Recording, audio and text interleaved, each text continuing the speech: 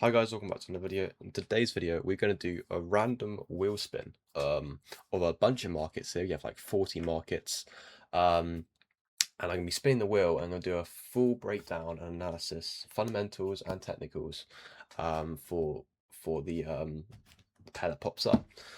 So this is complete going to be live recorded, no cuts, edits, etc. Just to see my full breakdown of my methodology when I look at a brand new pair that I maybe haven't looked for in a while, or if it's brand new. So yeah, let's get into it. Spin the wheel.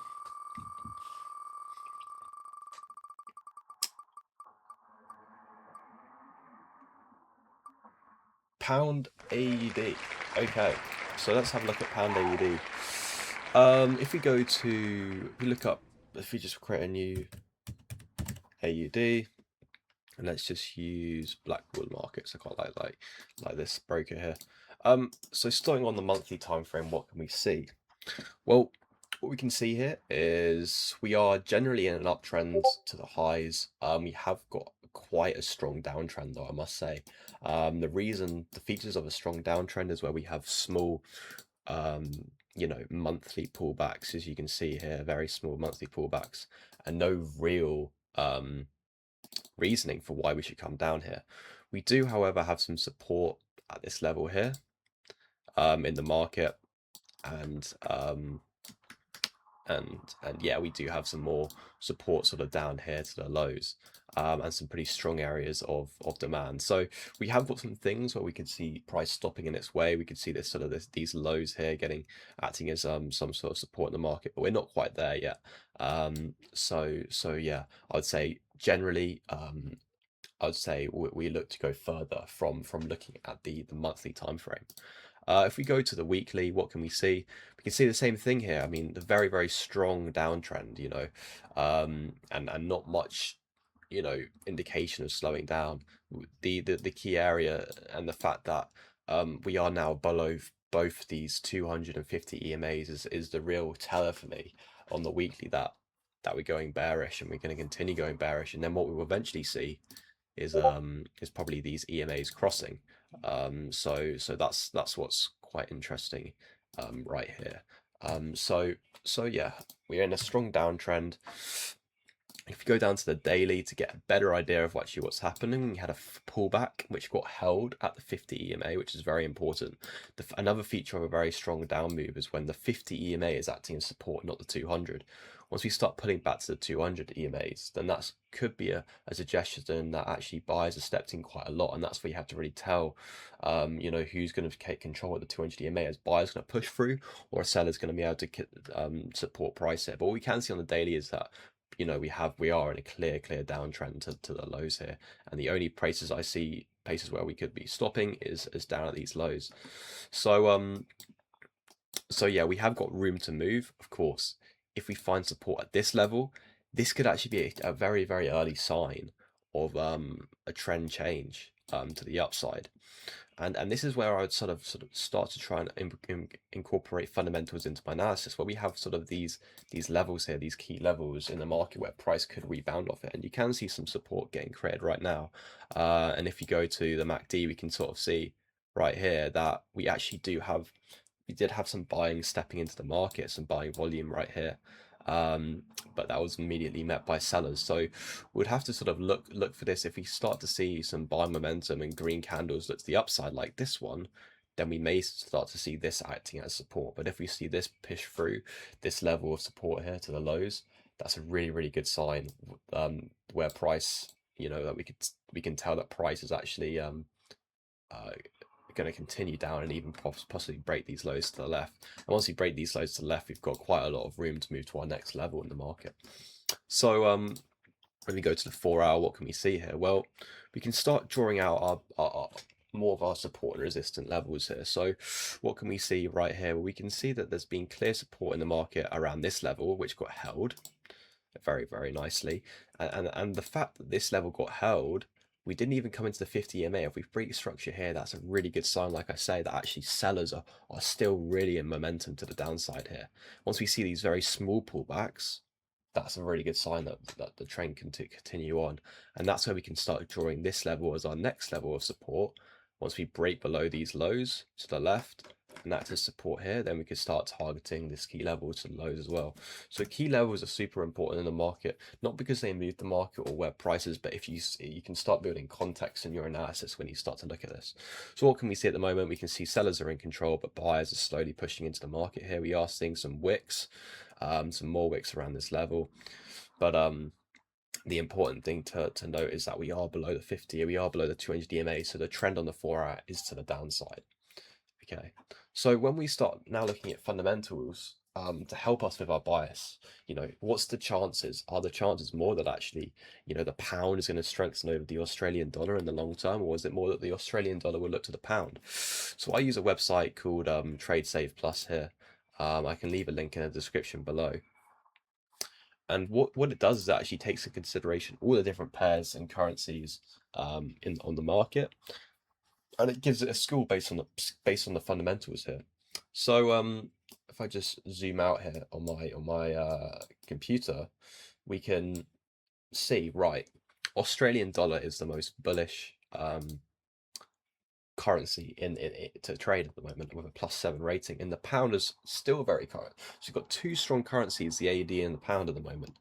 So for me, as in my own trading, I prefer to say, for example, take a trade from AUD chef, because there's a bigger difference in the score, right? So that's quite an important thing to note there. So when we go to things like interest rates, which we can start really delving into the reasons and what could actually happen in the future. If we go to the RBA, which is the rate bank of Australia, then we actually have a 14% hike priced into the market here, and actually interest rates have been really increasing quite a lot, as you can see at the end of 2025, the market was pricing in higher rates, and that's exactly what happened. We've had 1, 2, 3, 4 rates and hikes, which is really, really important. So this is where it was quite easy to catch these sort of these downside moves, because obviously when you trade the pound Australian dollar to the short side, then you want the Australian dollar to strengthen over the pound. So right here was quite a nice telling sign, and what we have priced in is further rate cuts to the upside, actually, with chances of 1 to 2 hikes in the next 6 months, which I think is possible. And even if they hold rates at 4.35%, that's a very high interest rate. So a lot of investors can be investing their money into the market with these high interest rates here. So for me, the Australian dollar does look quite strong, but the pound has recently been catching some strength, which is why you've seen consolidations like this. You've seen some buyers step into the market to try and uphold price. So this is sort of for educational purposes, I will try and think of a trade idea, but in my own live analysis, I wouldn't really be risking my money in a currency like this personally. But the trade idea, if I had to choose one, would be, because we put this double low in, I'll look to long the market up to this level, this quite clear level of support in the market here.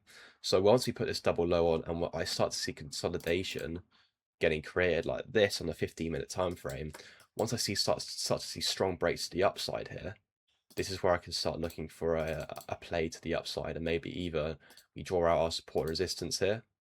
We can see our these highs being created, and we're above this 50 EMA.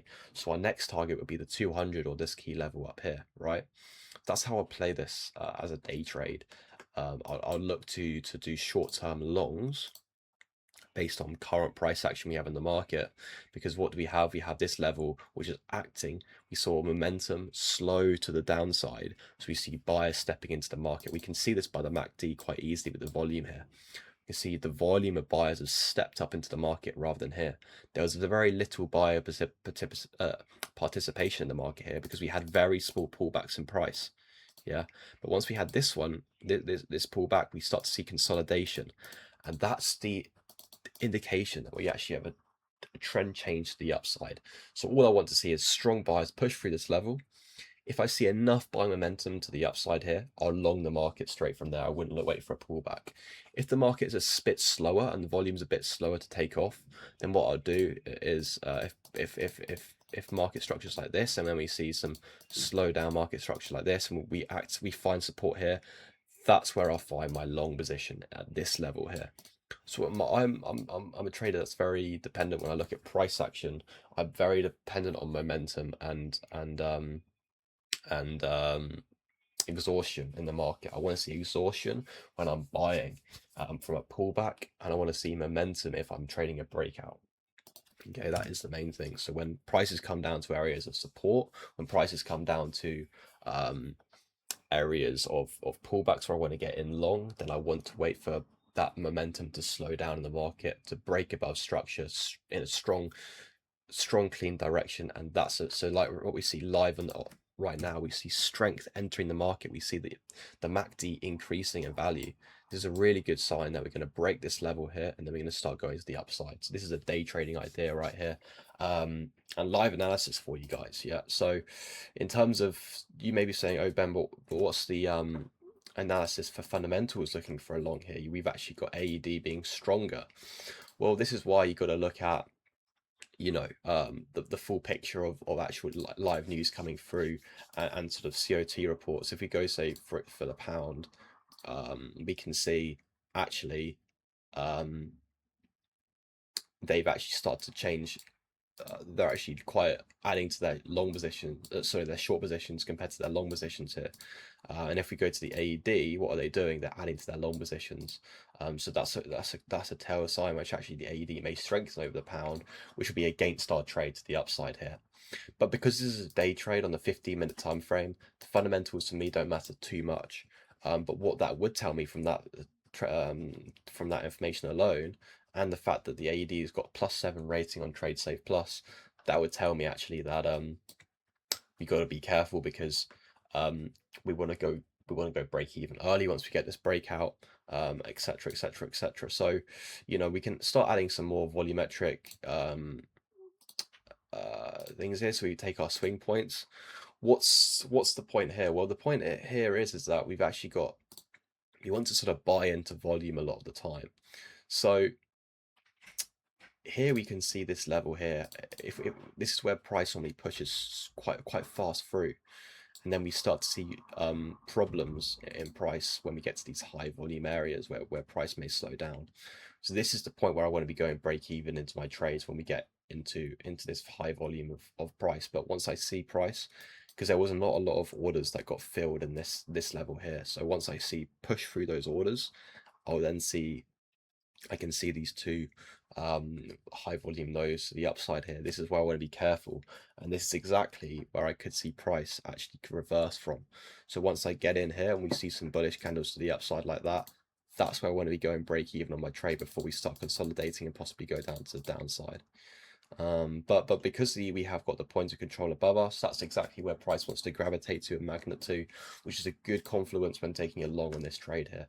And the fact that we've held this 50 EMA and we've got the 200 EMA above us, that tells us when we break the 50 EMA quite a lot of the time, we start heading towards the 200 EMA. But the other thing to note is the reason why we didn't hit the 200 EMA here or the 200 EMA here is, first of all, this level got held by the 50 EMA compared to this one at the moment, where we're actually breaking past it, closing twice, 3 times, 4 times above price.